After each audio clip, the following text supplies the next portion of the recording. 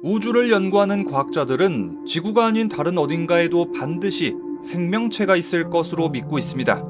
본격적인 우주 탐사의 시대가 열리고 나서 우리 인류는 태양계 안에서 생명의 흔적을 찾아 나서고 있죠. 여러 행성들 중에 가장 생명체가 있을 가능성이 높다고 여겨지는 곳은 바로 화성입니다. 자, 그렇다면 과학자들은 도대체 왜 화성이 생명체가 존재할 가능성이 높다고 하는 걸까요? 19세기 말 천문학자들은 망원경으로 화성을 관측했습니다. 관측 결과 화성의 자전주기 그리고 자전축의 기울기가 지구하고 거의 같다는 걸 알아냈죠. 또 화성의 극관이 계절에 따라서 커졌다 작아졌다는 것을 관측하게 됐습니다.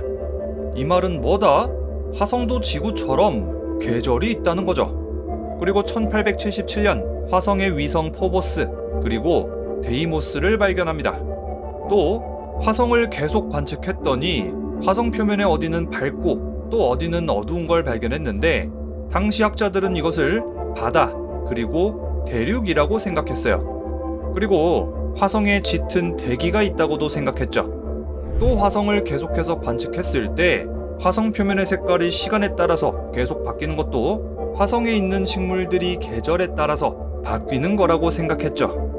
1895년 미국의 천문학자 퍼시벌 로웰은 이렇게 주장했습니다. 망원경으로 제가 화성을 오랫동안 관측해 보니까 화성에 분명히 물이 흐른 자국이 있어요. 이것은 화성인이 만든 인공적인 운하가 틀림없습니다. 화성에는 분명히 화성인들이 살 겁니다. 18세기 말 그리고 19세기 초 과학자들 사이에서는 화성에 생명체가 있냐 없냐로 갑론을박이 이어졌습니다. 그런데 인류의 우주 기술이 급속도로 발전하게 되면서 화성에 직접 가보는 게 어떠냐 라는 의견이 과학자들 사이에서 나오게 됩니다. 화성 탐사를 최초로 시도한 나라는 바로 불곰국. 우리 소비에트 유니언 로켓 기술 최고다스키. 미국 놈들보다 먼저 화성 간다스키. 1960년 소련이 먼저 화성 탐사를 시도했는데 계속 실패했어요. 자, 그리고 이걸 가만히 지켜보면서 분위기부터 파악하던 미국도 이제 화성 탐사를 시작합니다. 마스 탐사 쉬운 거 아니에요. 붉은 구닥다리 테크로는 택도 없어요. 소비에트 유니언 킹밖에 위가 먼저 석세스 할 거예요. 자, 화성 탐사는 소련이 미국보다 4년을 먼저 시작했는데 성과를 먼저 올린 쪽은 미국이에요. 1965년 미국의 메리너 4호는 인류 최초로 화성 가까이 접근해서 촬영한 다음 지구로 통신까지 성공합니다. 이때 찍은 사진은 총 22장인데요. 아무래도 시대가 시대인지라 흑백 사진에다가 화질도 그다지 좋지는 않았어요. 자, 그리고 1971년 11월 미국의 메리너 9호가 최초로 화성 궤도 진입에 성공하면서 지구로 어마어마한 양의 데이터를 보내요. 이때 찍은 사진만 7,329장이고요. 화성 표면의 대략 80% 정도를 촬영했습니다. 자, 촬영한 사진도 다양한데요. 강바닥, 운석 충돌구, 태양계 최대 규모의 휴화산 올림푸스, 길이 4,000km 이상의 메리너리스 협곡, 그리고 침식과 퇴적작용이 일어난 지대까지 화성 거의 대부분의 지형들을 포착했죠. 소비에트 유니언 택 구닥다리라고 말했죠. 화성 궤도 진입, 사진 촬영도 전부 아메리카 퍼스트예요. 그동안 소련은 뭐하고 있었나? 뭐하긴요. 수조 원짜리 폭죽을 우주에다가 터뜨리고 있었죠. 소련도 역시 화성 탐사를 끝도 없이 시도하긴 했는데 사실상 성과는 없었습니다.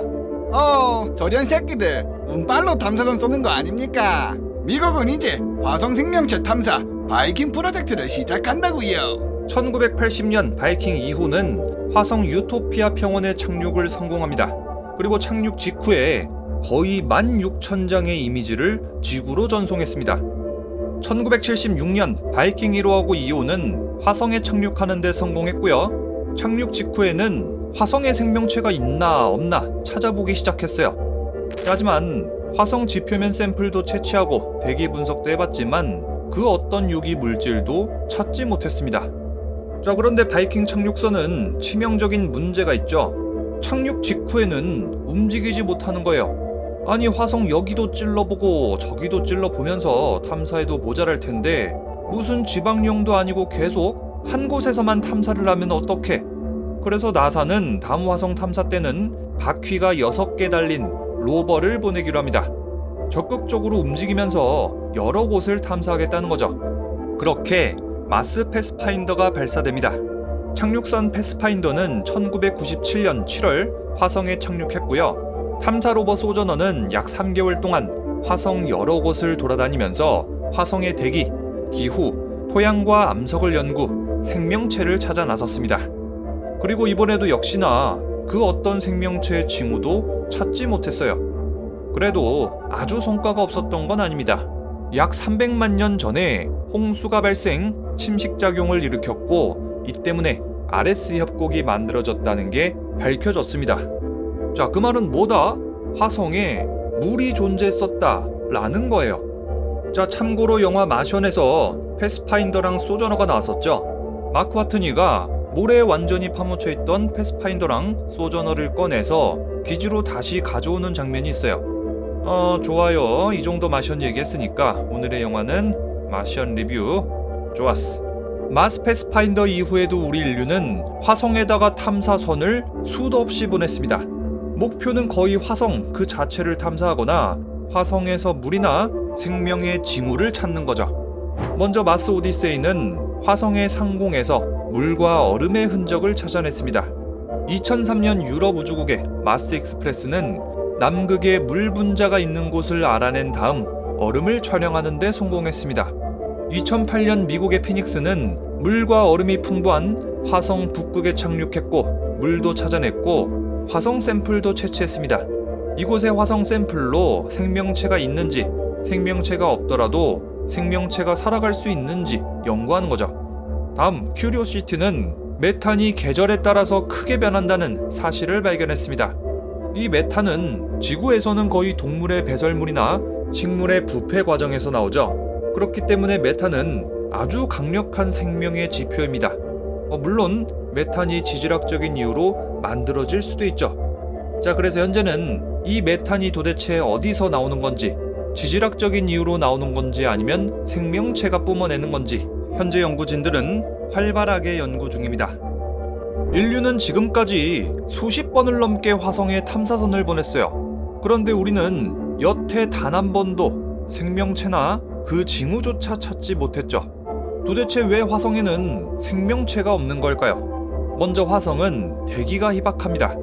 화성의 질량은 지구의 10분의 1밖에 안 되고요. 중력은 지구의 대략 3분의 1밖에 안 돼요.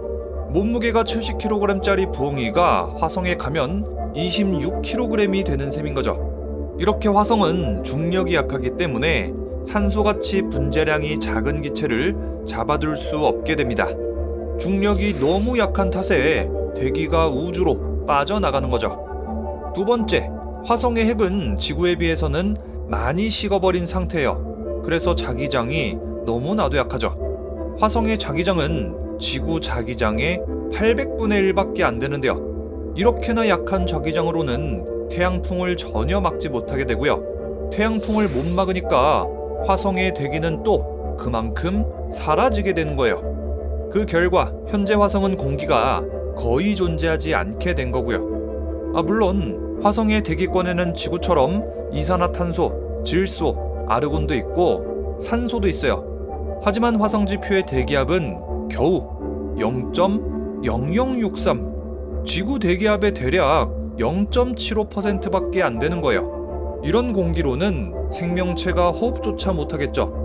지구 환경하고 비교하자면 거의 진공 상태나 다름없는 거예요. 이렇게 희박한 대기는 또 끓는 점을 낮춥니다. 화성에서는 물의 끓는 점이 27도밖에 안 돼요. 우리 인간이 화성에서 그대로 노출된다면 몸 안의 수분이 그대로 끓어버릴 수도 있다는 거예요. 정말 신기하죠? 어떻게 이런 일이 일어날까요? 끓는 점이라는 거는 액체의 증기 압력이 외부 압력하고 같아지는 온도예요. 외부의 압력이 낮아지면 그만큼 액체의 증기 압력 역시도 낮아지기 때문에 물이 기화되는 온도, 끓는 점의 온도가 낮아지는 거예요. 자, 이런 극악의 환경에서는 앵간치 생존력이 높다고 하는 녀석들도 오랜 시간 살아가기란 정말 힘들겠죠. 화성은 온도도 극악이에요. 화성의 평균 온도는 영하 80도, 그리고 화성의 표면 온도는 영하 140도까지도 내려갔다가 20도가 되기도 해요. 온도 변화가 정말 극심하죠. 자, 이것은 화성의 대기가 너무 희박하기 때문에 대기를 구성하는 분자가 적고 분자 운동 에너지의 양이 적어지기 때문에 온도와 열을 유지할 수 없기 때문입니다. 자, 그래서 과학자들은 1960년대부터 화성 탐사선을 보내면서 그리고 지금까지 화성의 물리적 특징에 대해서 연구를 하면 할수록 화성에는 생명체가 없을 가능성이 아주 높다라고 판단하게 되었습니다. 자, 이렇게 오늘의 영상은 우리 인류가 화성에서 생명체를 탐사해온 과정, 그리고 현재 과학자들은 왜 화성에서 생명체가 있을 가능성이 아주 낮다고 판단하는지까지 알아봤습니다. 자, 이렇게 화성이 아주 극악의 환경인데도 우리 인류가 화성에 반드시 진출해야 된다 라고 주장하는 그분이 계시죠. 스페이스X 그리고 테슬라의 일론 머스크입니다. 자, 이 일론 머스크가 도대체 우리 인류를 어떻게 화성에 정착시킬 작정인지에 대해서는 제가 예전에 만들었던 영상이 있습니다. 자, 그 영상 링크를 지금 이렇게 달아 놓을 테니까 이 영상도 한번 봐주시길 바라고요. 자, 아까 전에 말씀드렸다시피 오늘의 영상은 영화 마션 리뷰였습니다. 자, 그러면 저는 또 다음에 우주의 생명체 시리즈로 돌아오도록 하겠습니다.